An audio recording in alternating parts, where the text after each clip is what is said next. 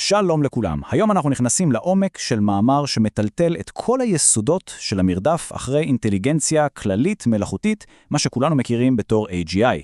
אנחנו מתבססים כאן על מאמר של חיים אייכלר, והטיעון שלו, בואו נגיד את זה ככה, הוא לא פחות ממהפכני.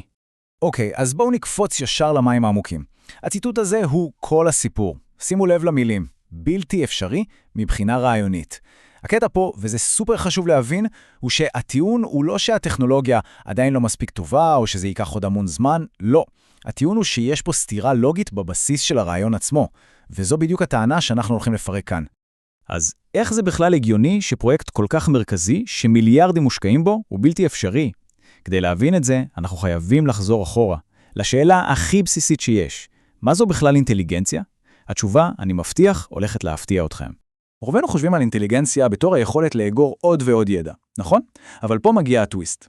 לפי המאמר הזה, אינטליגנציה אמיתית היא בדיוק ההפך. היא לא היכולת לספוג, היא היכולת לסנן. לדעת ממה להתעלם. האנלוגיה הזאת פשוט גאונית. תחשבו על זה רגע. מערכת שרושמת כל פרט קטן, כל גרגר אבק, היא לא באמת חכמה, היא פשוט מוצפת, היא טובת במידע. האינטליגנציה האמיתית, המוח האנושי למשל, יודע בדיוק ממה להתעלם. הוא מסנן את כל הרעש של האבק כדי להתמקד בדבר חשוב באמת, המכונית שמגיעה. זה כל הסיפור, היכולת להבדיל בין העיקר לטפל. וזה חברים הביא אותנו לשאלת $1,000,000. אם כל הקטע של אינטליגנציה זה סינון, אז מי קובע מה לסנן? מה הופך משהו אחד לחיוני ומשהו אחר סתם לרעש? חייב להיות פה איזה קריטריון, נכון? אז התשובה לשאלה הזאת היא בעצם כל הלב של המאמר, והיא בנויה כמו שרשרת לוגית כזאת, שכל חוליה בה תלויה בקודמתה, ואי אפשר, פשוט אי אפשר לשבור אותה. אוקיי, אז בואו נעבור על השרשרת הזאת שלב שלב, זה הולך ככה. שלב ראשון, אינטליגנציה דורשת בחירה, כלומר, לדעת ממה להתעלם. אבל כדי לבחור צריך איזשהו קריטריון, וזה שלב 2. בחירה דורשת רלוונטיות. צריך סיבה למה משהו אחד חשוב והשני לא. יפה. אבל מאיפה מגיעה הרלוונטיות? זה שלב 3. היא דורשת תכלית, מטרה. משהו רלוונטי רק ביחס למטרה מסוימת. וזה החלק המכריע, שלב 4. מאיפה מגיעות המטרות שלנו? הן תמיד אבל תמיד דורשות תרבות. ההקשר תרבותי הוא זה שנותן למטרות שלנו משמעות. אין דרך לברוח מזה. וזה בדיוק כאן נמצאת הסתירה. כל הרעיון הזה של אינטליגנציה כללית, כזאת שהיא ניטרלית, שהיא לא תלויה בתרבות, זה כמו לנסות לצייר מפה בלי נקודת מוצא. זה פשוט לא עובד ברמה הרעיונית. זו סתירה מובנית. יש לזה אפילו שם בעולם הפילוסופיה, המבט משום מקום. זה מונח של הפילוסוף תומאס נייגל, והוא תיאר בדיוק את זה, את הניסיון להסתכל על העולם בצורה אובייקטיבית לחלוטין, בלי שום פרספקטיבה. נייגל טען שזה פשוט בלתי אפשרי. ומה שפרויקט ה-AGI מנסה לעשות בעצם, זה לבנות את אותו מבט בלתי אפשרי לתוך מכונה. אוקיי, אז הסתירה הזאת היא לא רק תרגיל בפילוסופיה, ממש לא. היא באה לידי ביטוי בשתי בעיות מאוד קונקרטיות שכל פרויקט AI יתקל בהן. בואו נפרק אותן. זה פשוט מדהים איך שזה מתחלק לשתי בעיות. מצד אחד יש את בעיית התוכן. מה בכלל המכונה הזאת אמורה ללמוד? עצם זה שבוחרים ללמד אותה, נגיד, את כל כתבי שייקספיר ולא אופוסים אפריקאים עתיקים, זו כבר החלטה תרבותית. אין דבר כזה ספריית ידע ניטרלית. ואז, מצד שני, יש את בעיית היכולת. מה אנחנו מגדירים כהצלחה? מה המכונה אמורה לעשות? לנצח בשחמט? זה נחשב אינטליגנטי בתרבות שלנו, בטח. אבל אולי בתרבות אחרת, היכולת לפתור סכסוך משפחתי היא שהיא האינטליגנציה. אין סרגל מדידה אוניברסלי. ואם כל זה לא מספיק מסובך, יש עוד קטע. המטרה כל הזמן בורחת לנו. הטכנולוגיה עצמה, ככל שהיא מתפתחת, משנה את מה שאנחנו בכלל מחשיבים כאינטליגנציה. מה שהיום נראה לנו כמו קסם, מחר יהיה הסטנדרט הכי בסיסי. אז רודפים אחרי יעד שהוא כל הזמן זז. ועכשיו, אנחנו מגיעים לחלק הכי פרובוקטיבי, אולי, בכל הניתוח הזה.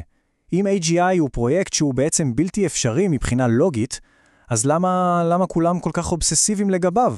מה מניע את המרוץ הזה? והתשובה, לפי המאמר, היא לא טכנית בכלל. היא תרבותית ואפילו קצת תיאולוגית. כדי להבין את זה, צריך רגע לדבר על מושג של הסוציולוג מקס ובר, שנקרא הסרת הקסם מהעולם. ובר דיבר על זה שבעולם המודרני, המדעי, איבדנו את האמונה בקדושה, באלוהים, במשמעות שמגיעה מלמעלה. וזהו טען השאיר אותנו עם סוג של חור, ריק. והטיעון במאמר הוא שפרויקט ה-AGI הוא, אולי באופן לא מודע, ניסיון נואש למלא את הרק הזה. הטבלה הזאת ממחישה את זה פשוט מושלם. תראו את ההקבלה המטורפת הזאת. פעם היינו מייחסים לעל תכונות כמו ידיעת כל, והיום אנחנו שואפים ש-AGI ייתן לנו ידע שלם ונטול פניות. פעם היה שיפוט אלוהי, היום אנחנו חולמים על רלוונטיות א-תרבותית. האמת הטרנסצנדנטלית הפכה לשאיפה למציאות אובייקטיבית. זה בעצם אותו הדבר, רק עם מילים אחרות. כלומר, במילים פשוטות, AGI הוא לא סתם יעד טכנולוגי, הוא בעצם שאיפה לברוח מהאנושיות שלנו. מהנטל הזה של הפרספקטיבה, של התרבות, זו כמיהה לישות שתגיד לנו אחת ולתמיד מה נכון ומה לא, מה חשוב ומה לא, בלי כל הבלגן האנושי. אז, וואו.